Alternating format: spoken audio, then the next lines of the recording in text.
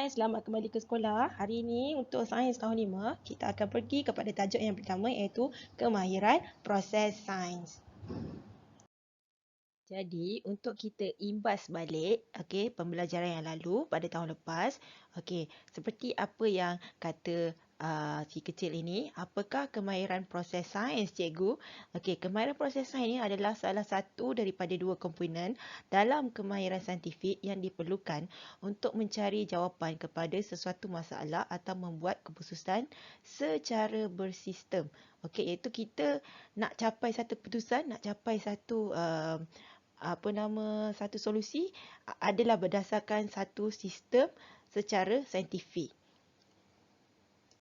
Mari kita imbas kembali 12 KPS yang telah kita pelajari dari tahun 1 sampai tahun 5. Yang pertama adalah memerhati. Memerhati.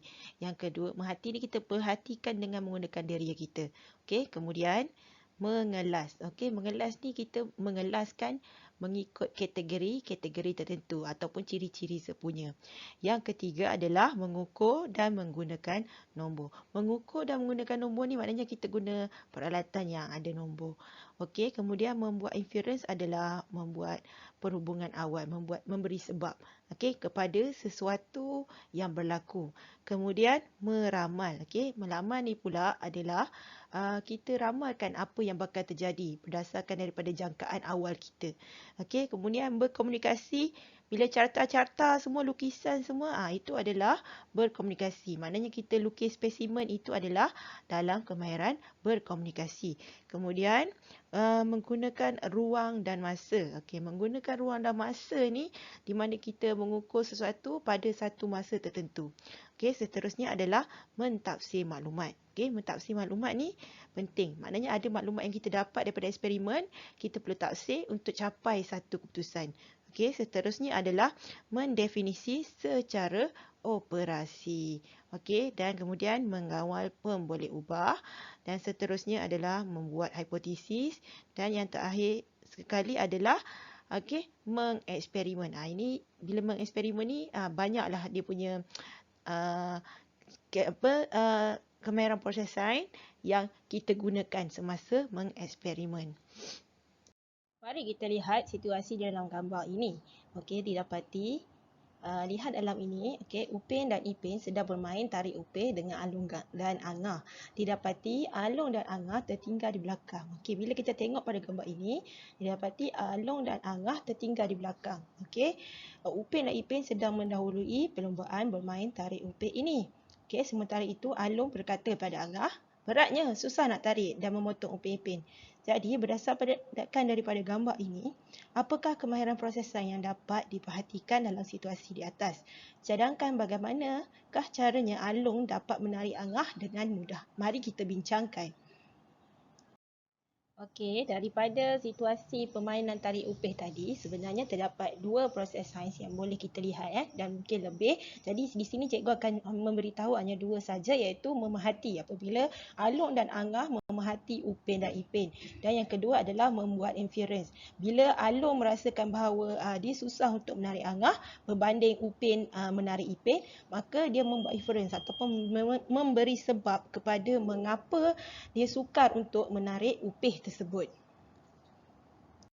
Jadi mari kita bincangkan bagaimanakah Along dapat menarik Angah dengan lebih mudah. Mari kita lihat. Kita lihat jarak antara Upin dan Ipin. Semasa menarik upin, kita lihat di sini jarak dan Upin dan Ipin agak jauh di sini ya. Upin pergi di hujung upin ini, di mana dia hanya memerlukan daya yang sedikit saja untuk menarik Ipin. Manakala Along dan Angah, lihat ya, jaraknya dekat, maka agak sukar untuk Along menarik Angah. Jadi bagaimana apa yang Along boleh buat untuk memudahkan dia menarik Angah? Along boleh mengubah jaraknya dengan Angah dengan memegang upih di bahagian hadapan sedikit, seperti mana Upin memegang upih untuk menarik Ipin. Kerana dengan jarak yang sebegitu, daya yang Along perlu gunakan untuk menarik Angah akan berkurangan. Maka lebih mudah untuk Along bagi menarik Angah. Itulah dia punya sebab dia. Okey, berdasarkan kisah Upin dan Ipin tadi dengan Alung dan Angah, so terdapat beberapa kemahiran proses sains yang telah digunakan. Jadi sekarang cikgu nak kita sama-sama mengaplikasikan kemahiran proses sains ini pada satu aktiviti iaitu aktiviti kapal terbang. Okey, sebelum tu sila rujuk buku teks muka surat 2 dan 3 untuk penghasilan kapal terbang anda. Okey, di sini cikgu ada dua jenis kapal terbang iaitu kapal terbang A. Yang ini adalah daripada muka surat 2 yang dihasilkan oleh Ana. Dan kapal terbang B. Yang ini adalah kapal terbang yang dihasilkan di muka surat 3 dengan menggunakan cara lipatan Ravi. Okey, selamat mencuba. Lipat dulu. Lepas ni kita akan pergi buat eksperimen. Okey? Sekejap. Sebelum kita memulakan eksperimen kita, okey, bolehkah kamu ramalkan kapal terbang yang manakah yang akan terbang dengan lebih jauh? Okey, sebelum itu, kamu sudah lipat ke? Okey, jika kamu sudah lipat, boleh kamu bandingkan sayap kapal terbang A dengan kapal terbang B. Yang manakah kelihatan lebih besar sayapnya? Okey, adakah sayap akan mempengaruhi jarak yang dilalui oleh kapal terbang ataupun terdapat faktor lain? Okey, mari kita lihat pada video eksperimen yang akan kita jalankan. Okay, let's go. Hai, Assalamualaikum. Saya telah menyiapkan dua jenis kapal terbang kertas. Ini A, okay, daripada muka surat 2 dan yang ini B daripada muka surat 3. Jadi kita akan uji sekarang ya.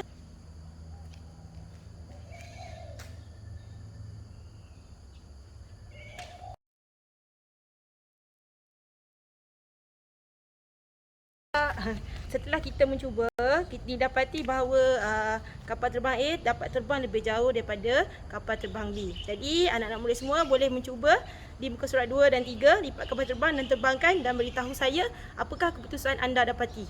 Okey, selamat mencuba.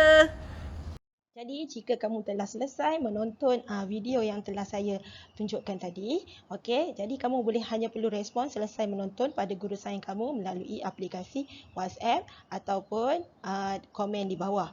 Okey, jangan lupa tugasan kamu pada hari ini adalah sertakan sekali gambar kapal terbang yang kertas yang telah kamu lipat dan sila nyatakan kapal terbang manakah yang paling jauh terbang. Okey, moga kita berjumpa lagi. Bye.